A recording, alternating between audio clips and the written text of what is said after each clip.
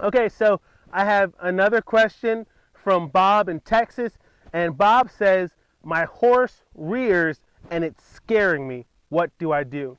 So when you have a horse that's rearing up, that tells me a couple of things. One, that usually means that the horse doesn't have a very good go forward cue, okay? And so what I mean by that is a lot of times when horses rear, it's kind of a protest. You ask your pony to go forward and they say, nope, I'm not going forward, I'm going to rear up.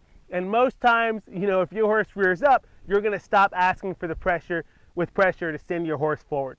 So one of the foundational things with a rearing horse is I want to make sure that on the ground where I'm safe, that I establish a really good go forward cue with my horses. And right now in our group, I don't know that I have that many go forward cue videos listed for you guys, but I'll be sure in the coming weeks to add some of those go forward cue videos so that you guys can see what those look like.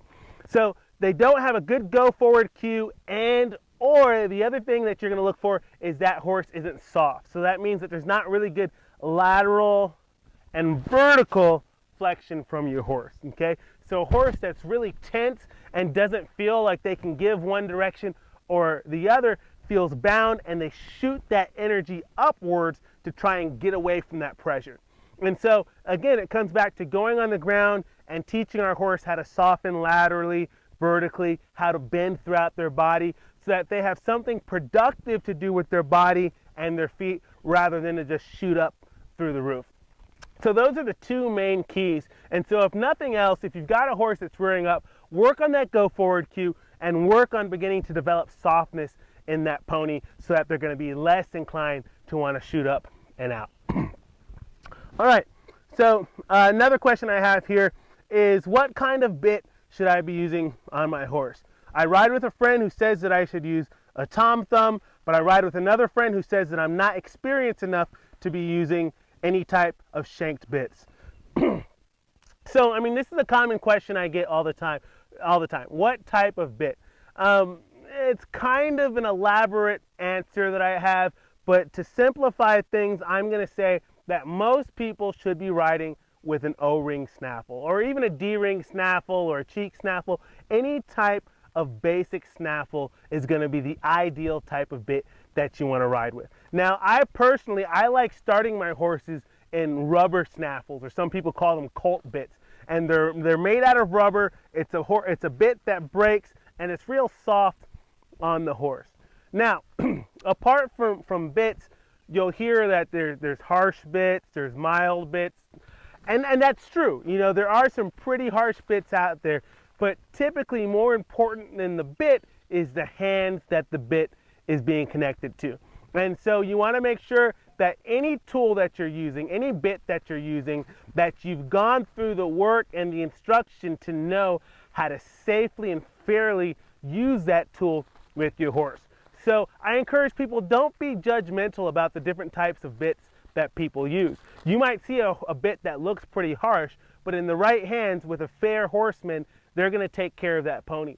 Where you can get someone who has a snaffle who's just yanking the crap out of their pony's mouth and being so unfair and soaring up their pony's mouth even with a simple snaffle. So hopefully that helps, but for general recommendations, I recommend that most people start in a snaffle. If you're starting in a snaffle, again, there's some things that we do to prepare our horse to make sure that they're soft and giving. And that goes back kind of to the lateral flexion, the vertical flexion, making sure that we have a good stop established on our horse, working on transitions so that it's very natural for the horse to give to the bit. Okay, so my last question.